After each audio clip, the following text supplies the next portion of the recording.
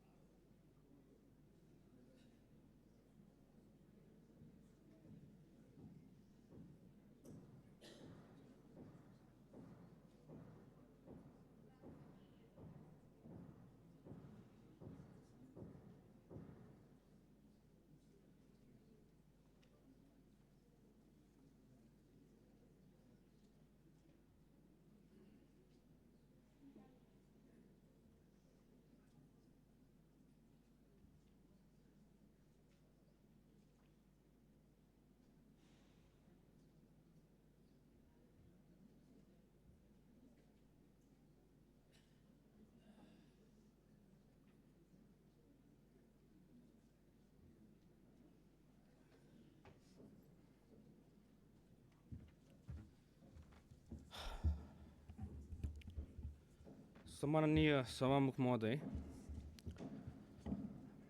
आज म यहाँ बोल्न आएको। म धेरै साथीभाइहरू देखेँ, मानिसज्यूहरू उठेर घाँटी सुक्ने गरी चिचाइराख्नु भएको थियो, देखेँ मैले। र यो भन्दै गर्दाखेरि चाहिँ हामी गृह मन्त्रालयमा बसेर के गर्ने होला, कसरी गर्ने होला, अब कसरी उहाँहरूलाई सान्त्वना दिने होला, के गर्ने, कसरी मिलाउने होला भनेर सोच्ने हाम्रो टिम बनाएर हामी कुरा छलफल गरिरहेका थियौँ। म यो सम्मानित सदनलाई सभामुख मार्फत सोध्न चाहन्छु, कतिजना हुनुहुन्छ हिजो त्यो हस्पिटलमा तपाईँहरू? जतिजनालाई घाँटी चिचार गराउनु भइरहेछ यहाँ? घाँटी चिच्याएर कराएर हुँदैन यहाँ सदनमा मात्र। म जनताको सेवा गर्छु भनेर मुखले बोलेर हुँदैन, त्यो मुखले बोलेको 50औं वर्ष भइसक्यो। हामीले हातले गर्नुपर्छ, ठाउँमा गएर गर्नुपर्छ। आफ्नो जनताको सेवा ठाउँमा गएर गर्नुपर्छ, उहाँहरूको पीडाको ठाउँमा बुझेर गर्नुपर्छ। त्यसलाई तपाईँहरू स्टन्टबाजी भनेर भन्नुहुन्छ। मलाई इच्छा छैन यहाँ कसैको लागि स्टन्टबाजी गर्नलाई, आफ्नो देशको सेवा गर्न आएको।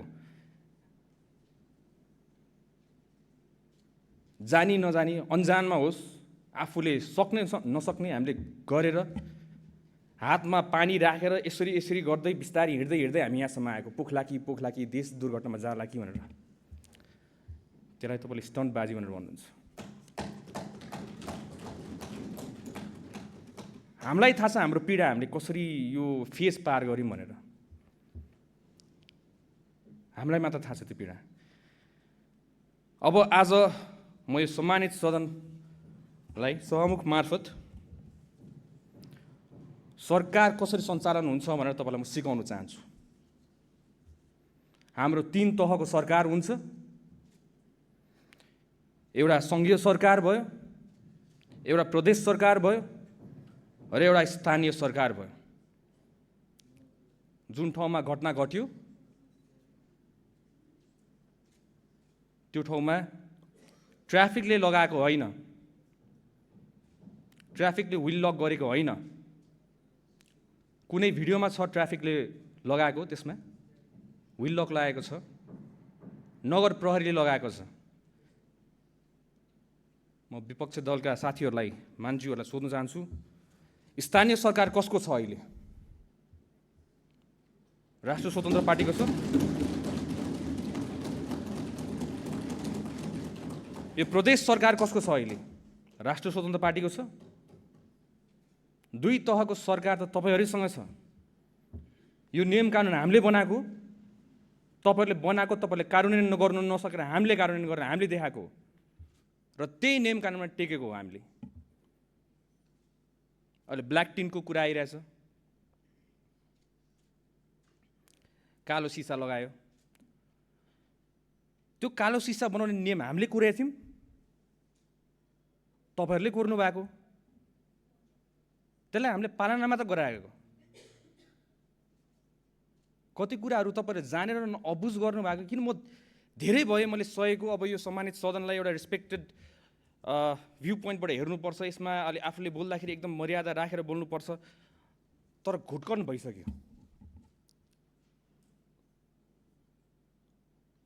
गाह्रो हुन्छ कहिले कहिले तपाईँको यसरी हेर्दाखेरि के आफ्नो देश राम्रो होला भनेर हामीहरू सबै युवाहरू एउटा आशाले लडेका थियौँ र आज आएर विपक्ष दलका साथीहरू, जतिजना मित्रहरू हुनुहुन्छ, जतिजना राजनीतिज्ञहरू हुनुहुन्छ, देश चलाएर 50औं वर्ष राज गरेका माननीयज्यूहरूबाट हामीले सिक्नुपर्नेमा आज हामीले यस्तो कुरा देख्नु पाइरहेछौँ। हामीले तपाईँहरूबाट सिक्नुपर्ने होइन र? तपाईँहरूको गल्तीले हामीले सिक्नुपर्ने होइन र? हामी अगाडि बढ्नुपर्ने होइन र? यो देश त तपाईँको पनि हो। हाम्रो बहुमतको सरकार होला, तर यो देश तपाईँको पनि हो। तपाईँलाई पनि जनताले जिताएरै पठाएको। मलाई अचम्म लाग्छ, आज आफ्नो यहाँ पीडा यसरी गरेर पोख्नु पर्दाखेरि एउटा मन्त्रीको हैसियतले, एउटा नागरिकको लागि हामीले हिजो रातभरि खट्यौँ।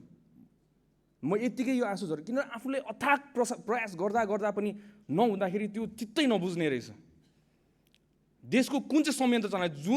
जुन संयन्त्र नेपाल प्रहरी, ट्राफिक प्रहरी जसरी पहिला नेताको मात्र रक्षा गर्नुलाई, आज हिजो राति तपाईँ हेर्नु होला, त्यहाँ रातभरि नेपाल प्रहरी, ट्राफिक प्रहरीहरू बाटोभरि उभिएर बसेका थियो। उहाँहरू VVIP सेक्युरिटी दिएर कसको लागि? गणेश नेपालीको सेफ ट्रान्सफर एयरपोर्टको लागि। रातभरि सुतेका छैनन् उहाँहरू पनि आफ्नो नागरिकको रक्षा गर्नको लागि। हामी पनि त्यहाँ गयौँ। त्यहाँ गएर सबै कुरा व्यवस्था गर्नको लागि सबै स्पेसलिस्टहरू बोलायौँ, सबैजना राख्यौँ। पैसाको तपाईँ टेन्सन नलिनु, सरकारले जति खर्च गर्नुपर्छ गर्छ, आफ्नो नागरिकलाई बचाउनको लागि गर्छ। किन नगर्ने? पहिला त्यही VIPलाई मात्र सेक्युरिटी दिन्छ भने आज नागरिकलाई सेक्युरिटी दिनको लागि हरेक बाटोको कुना काप्चामा बसेको थियो।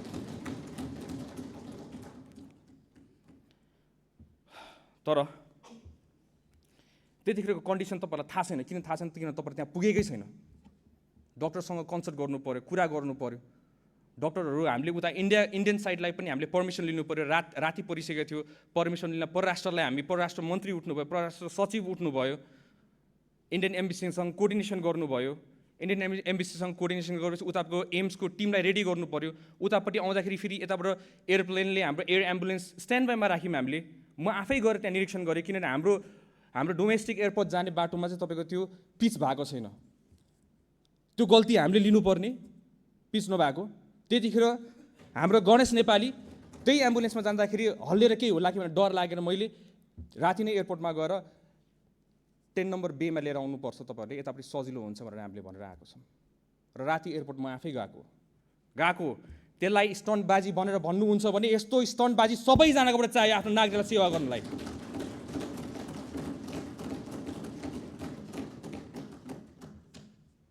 र पत्रकार मित्रहरूलाई पनि तपाईँले सोध्नु होला, जतिजना मान्छेले त्यसलाई स्टन्टबाजी भन्नुभयो, क्यामेरा लिएर हिँड्छ भनेर।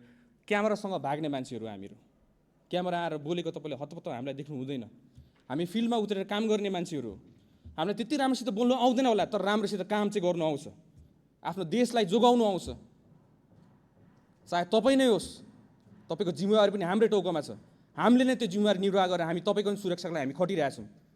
हामीले कहिले पनि बनाएको छैनौँ कुनै दल कुनै पार्टी भनेर हामीले छुट्याएको छैनौँ यहाँ। तर पहिला के हुन्थ्यो, हामी पहिला बस्दाखेरि एउटा नागरिक भएर हेर्दाखेरि के हुन्थ्यो, यताबाट एकजना उफ्रिनुहुन्थ्यो, उताबाट अर्कोजना उफ्रिनुहुन्थ्यो, दिनभरि त्यो ड्रामा हुन्थ्यो हाम्रोबाट यहाँ। तर अब हामी नसुध्रेर कहिले सुध्रिने? त्यही भएर हामीले हिजो अथाक प्रयास गरेको, प्लेन श्री एयरलाइन्स रेडी गरेको, पर्मिसनहरू लिनुपर्छ लिएकै हो। तर डक्टर्सहरूले स्टेबल राख्नु पर्यो, पेसेन्टलाई स्टेबली ट्रान्सफर गर्नु पर्यो। अब उहाँको ब्लड प्रेसरै लो भइसकेको थियो। ब्लड प्रेसर लो भएको टाइममा हामीले उहाँलाई लाँदै गर्दाखेरि केही गरी घटना घटिहाल्यो भने त हामीले त बचाउने उद्देश्यले गरिरहेको हो नि त। डक्टर्सहरूको रेकमेन्डेसन त बुझ्नु पर्यो। अब यहाँ आएर सबैजना एक्सपर्ट भइसकेका छन्, सबैजना डक्टर्स भइसकेका छन्। त्यहाँ डक्टर्स एक्सपर्ट्सहरू, नेपालको विज्ञ डक्टर्सहरू सबै हामीले राखेको थियौँ त्यतिखेर। कुनै हालतमा बचाउनु पर्यो हामीले भनेर भने त। तर त्यही पनि त्यो जिम्मेवारी कसको थियो? स्थानीय तह। त स्थानीय तहको सरकार कसको छ अहिले नेपाल अहिले काठमाडौँमा? तपाईँहरू आफै भन्नुहोस्, स्थानीय सरकार कसको? विल लक लागेको कसले? हामीले भनिराख्नु पर्ने, अनि त्यो दोष पनि हामीले भोग्नुपर्ने। हामीले आफ्नो जिम्मेवारी निभाउँछौँ, जोसुकैले गरेको होस्। आफूले अघि बढ्नुपर्छ, त्यसमा दोष लाउनु हामीलाई छैन। आफूले गर्नुपर्ने कर्तव्य, राज्यले गर्नुपर्ने कर्तव्य त यही त हो त। आफ्नो नागरिकलाई जसरी हामी बचाउनु पर्ने गर्छौँ। 3 रात सुत्नु नपरोस्, 4 रात सुत्नु नपरोस्, हामी सुत्दिनौँ। आफ्नो नागरिकलाई बचाउँछौँ, हामी प्रयास गरेकै हो मान्छेहरू। र अहिले आउँदाखेरि आफ्नै साथीभाइहरू मान्छेहरू जो अगाडि एउटा बोल्नुहुन्छ पछाडि अर्कै बोल्नुहुन्छ, चित्त बुझ्दैन रहेछ यो। अगाडि जसरी बोल्नु भएको छ त्यसरी नै पछाडि बोल्नु पर्यो। अगाडि आउनुहुन्छ मान्छेहरूले एकदम ल भन्दै घुलमिल गरेर बोल्नुहुन्छ, पछाडि गरेर के गरेर बोल्नु भएको थियो? सदनमा जे बोल्नुहुन्छ त्यसै गरी हामीलाई बाहिर पनि ट्रिट गर्नु, अनि पो हामीलाई थाहा हुन्छ त। यो हामीलाई मन पर्दैन, यो पर्दा पछाडिको खेल। त्यही भएर यसको लागि हामीले एउटा छानबिन समिति पनि एउटा गठन गरेका छौँ। डिआइजी हाम्रो गोविन्द थपलियाको संयोजकतामा 5 सदस्यको छानबिन समिति हामीले गठन गरेका छौँ। 3 जना अहिले हामीले छानबिनको लागि, सोधपुछका लागि नियन्त्रणमा लिएका छौँ। महानगरपालिकाको प्रहरीहरू, उहाँहरूलाई पनि नियन्त्रणमा लिएको छौँ। अनि यसमा हामी निष्पक्ष हिसाबमा हामी छानबिन पनि गर्छौँ। र बुझ्नुपर्ने कुरा, एउटा कुरा, हामी गृह मन्त्रालय हामी एन्फोर्स गर्ने हो। ट्राफिकको फाइन कुनै लाउँछ भने ट्राफिकले फाइन त उहाँहरूले कोर्ने होइन नि त। भौतिक तथा यातायात मन्त्रालयको विभाग छ, त्यहाँबाट नियम कानुन बनाएर हाम्रो सदनबाट पास भएर बल्ल त्यो विधेयक हो। तपाईँहरूलाई सिकाउनु पर्ने मैले, जो भर्खरै राजनीतिमा आएको छ, त्यो विधेयक हो भनेर।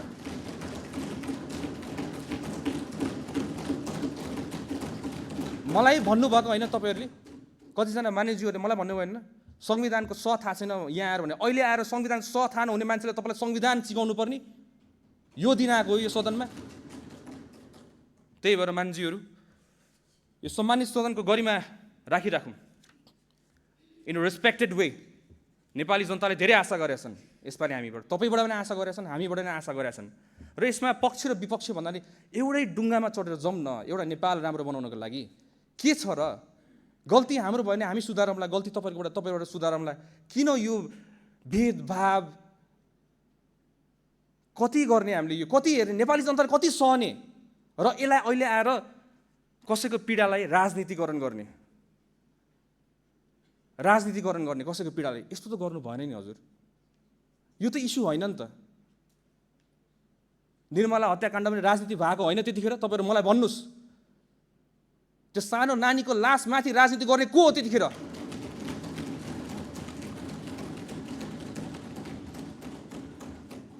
त्यही भएर यसमा हामीले गर्नुपर्ने हाम्रो आफ्नो दायित्व, नेपाल सरकारको तर्फबाट दायित्व, हामीले 1 इन्च पनि हामी छोड्दिनौँ। हाम्रो आफ्नो कर्तव्य पुरै गर्छौँ। र नचाहँदै पनि आफ्नो अथक प्रयासपछि पनि आज हाम्रो गणेश नेपाली भाइले आज हामी माझ हुनुहुन्न। म बुझ्छु यो कुरा, तपाईँहरूको प्रश्नहरू म बुझ्छु, तपाईँहरूको धेरै क्वेसन्सहरू छ। तर हामी त्यहाँ हुँदै गर्दा हामीले आफ्नो बेस्ट दिएको, विश्वास गर्नुहोस्।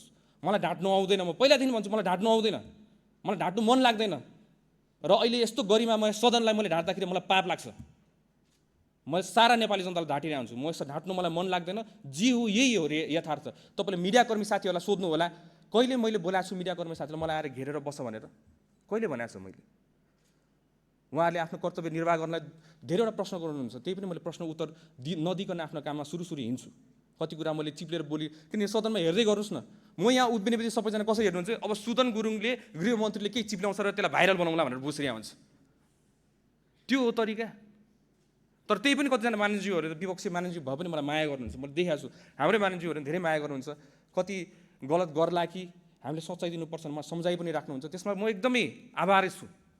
आइ am very happy, I am more than happy.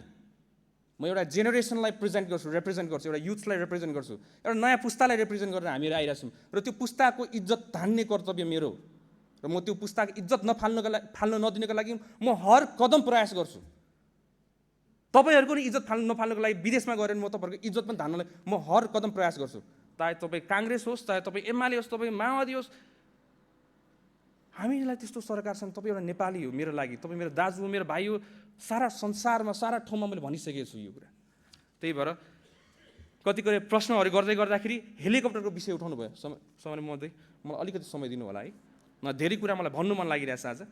यो हेलीको विषयमा अब धेरैजना मानिसहरूले उठाउनु भयो। हेली, हाम्रो त्यो हेली पानीमा खोलामा गाडी छिरो, हेली किन गएन? We need to work smart. हामी यो जेनेरेसनको मान्छे, हामीसँग ड्रोन छ र हेली तपाईँ आफै, म तपाईँलाई प्र्याक्टिकल्ली आज म भन्छु, त्यो ठाउँमा हेली त्यत्रो माथि उड्दाखेरि मुनिको बगिरहेको देखिन्थ्यो होला।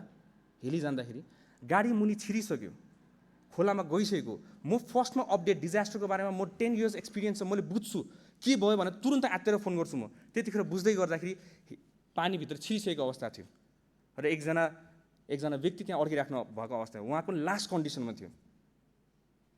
हेलीले उद्धार गर्नलाई तपाईँको सर्टन चिजहरू चाहिन्छ त्यसमा, र त्यो मुनि गएर खोज्नु मिल्दैन, त्यसमा ड्रोन चाहिन्छ। ड्रोन भयो भने तपाईँको मुनि गएर हामीले चाहिँ मजासित कहाँ सकेको छ भने खोज्नुपर्छ। सशस्त्र प्रहरी बलको हाम्रो यहाँ के भन्छ कुरिङटारको होल टोली जानुभएको छ त्यहाँ, र त्यहाँ हेली चाहियो। हेली आएर उद्धार हुने होइन, स्मार्ट वेमा गर्नुपर्छ हामीले हेलीको यो। किन त्यो पैसा त हेलीको पैसा त तपाईँको पनि हो। कतिजनाले मलाई फोन गर्नुहुन्छ, यहाँ एकदम अर्जेन्ट भयो हेली उडाउनु पऱ्यो, एकदम अर्जेन्ट भयो हेली उडाउनु पऱ्यो। किन? अब सवारी दुर्घटना भएको छ, हामी बुझ्छौँ त्यो संवेदनशील पनि, त्यसको विषय हामी बुझ्छौँ, वी अन्डरस्ट्यान्ड। तर सोच्नुहोस् त, हामीले त्यो पूर्वाधारलाई विकास गर्दै जाने होला नि त हामीले त। अब त यो हेली पनि एउटा के रहेछ, सान रहेछ क्या। मैले हेली उडाउनु सकेँ भन्ने टाइपको एउटा भोटरलाई दिने एउटा त्यो एउटा के भन्नु, एउटा भोटिङ एउटा उयो जस्तो कि, त्यस्तो नगरौँ। राज्यको पैसा हो, त्यसलाई दोहन हुनु नदिउँ। सकेसम्म परिस्थिति अवस्थाले माग्यो भने हामीले गर्ने हो, तर अवस्थाले नमागेको कन्डिसनमा हामीले गर्नु हुँदैन। त्यो तपाईँकै पैसा हो। फेरि तपाईँहरूले प्रश्न गर्नुहुन्छ हेली किन उडाएको? त्यही भएर त्यसलाई पनि सबै मानिसज्यूहरूलाई म हार्दिक अनुरोध गर्न चाहन्छु, यसमा एकदम संवेदनशील हुनु। राज्यको पैसा हो, हामीले हाम्रै पैसा भनेर लिनुपर्छ त्यसलाई। अब विषयवस्तु त यति जस्तो लाग्छ मलाई, गृह मन्त्रालयले एन्फोर्स गर्ने हो यो कुरा। म एक्चुअली प्रष्टै पार्न चाहन्छु, ट्राफिकले जरिमाना उहाँले चाहेर कोर्नु हुँदैन, उहाँले चाहेर चिट कोर्नु हुँदैन। त्यो जरिमाना कति हुन्छ के हुन्छ भनेर तपाईँको नियम कानुनमा अलरेडी छ। त्यो नियम कानुन तपाईँहरूकै सरकार, तपाईँहरूकै नेतृत्वले बनाएको कुरा हो। र अहिले त्यो भनेको विधेयक मात्रै हो, पास भइसकेको छैन। पासै नभएको विषयलाई प्रचारबाजी गरेर एकजना मानिसज्यूले भनेर सरकारलाई कति हो लाउनुपर्छ, एकदम गुड आइडिया। सरकारले काम गरेन र सरकारलाई पनि लाउनुपर्छ, एकदम राम्रो आइडिया। तर प्रश्न पनि पारिदिनु पऱ्यो होला नि जनतालाई।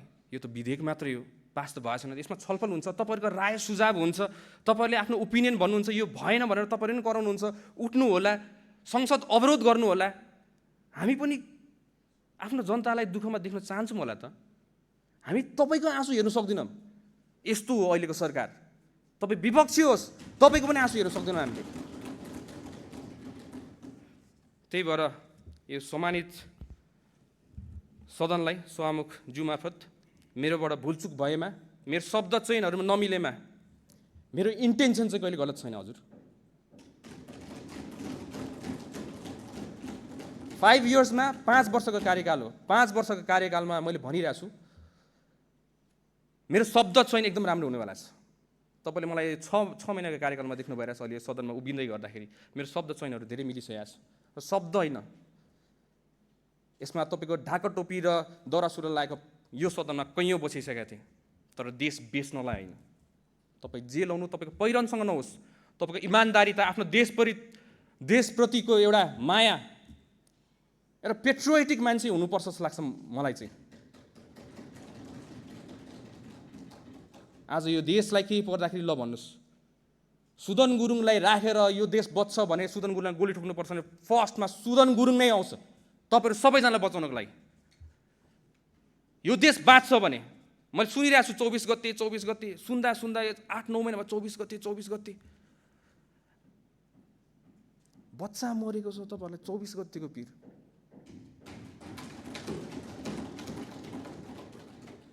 कति कुरा नियम अहिले भनिरहेछ। हाम्रो जेनजीको माग कति पुरा भएको छैन। त्यो नियम कानुन अड्काउने कसले बनाएको? हामीले बनाएको। पुरानो नियम कानुनमा टेकेर गरेन फेरि भ्रष्टाचारको मुद्दा लाउने, फेरि त्यही प्रतिपक्षको साथीहरू मानिन्थ्योहरू होला, फेरि भ्रष्टाचार भयो भनेर भन्नु होला, त्यहाँ कसैलाई न्याय दिँदै गर्दाखेरि त्यो पनि विचार गरेर गर्नु पर्यो हामीले त।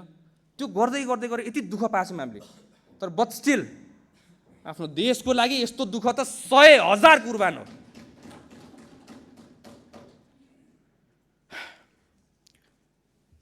हुन्छ सभामुख महोदय, यो सम्मानित सदनलाई भयो होला मेरोबाट गल्ती, कति कुरा अलि जानी नजानी भयो होला, म त्यसको लागि नि माफ माग्न चाहन्छु। मेरो शब्द चयनले कसैलाई घोच्यो होला, त्यसमा नि माफ माग्न चाहन्छु। तर हाम्रो सरकारको इरादा नेक छ, मेरो इरादा पनि नेक छ। हामीहरूलाई देश राम्रो होस्, त्यो बाहेक हाम्रो केही चाहिँदैन। हजुर आएर बसी पनि केही फरक पर्दैन हजुर। देश राम्रो होस्, देश जोगोस्। देश रहे त हामी रहन्छौँ, नत्र हामी त किन रहन्छौँ र? देशलाई त अब त जोगाउनै पर्ने होला नि त। तपाईँहरू बल्ल यत्रो दुःख गरेर तपाईँहरू नि यत्रो चुनाव लडेर आउनु भएको छ। त्यही भएर म सम्पूर्ण मानिसहरूलाई एउटा नागरिक तहको, एउटा भुइँ मान्छेको तहबाट म हजुरलाई आग्रह गर्न चाहन्छु, हाम्रो देश बचाउनलाई र बनाउनलाई सहकार्य गरेर जाउँ, एकअर्काको खुट्टा तानेर नजाउँ, एकअर्कालाई सम्झाइ बुझाइ गरेर जाउँ। हाम्रोबाट गल्ती कमी कमजोरी छ भने सम्झाएर जाउँ, बुझाएर जाउँ, मिलेर जाउँ र देशलाई एउटा निकास दिउँ। धेरै धेरै धन्यवाद।